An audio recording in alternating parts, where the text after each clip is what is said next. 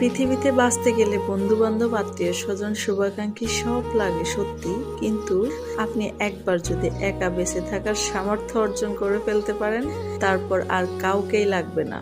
জীবনে একা বাঁচতে শিখুন। জীবনে একা বাঁচতে শেখাটা খুবই গুরুত্বপূর্ণ। জীবনের সবকিছুর সাথে একা লড়াই করে দাঁড়ান, দেখবেন জীবন অনেক সুন্দর। আরেকটা জিনিস কি জানেন, সব সময় শক্ত থাকবেন। একদিন বুঝতে শিখবেন সবাই কাছের হয় না, আর যে কাছের সে সব সময় আপন হয় না। মানুষ বদলায়, সম্পর্ক ফিকে হয়, স্বার্থ ছাড়া খুব কম মানুষই সত্যিকার ভাবে হাত ধরে রাখে। তাই নিজেকে শক্ত করুন। মানুষকে কখনো কষ্ট দিবেন না।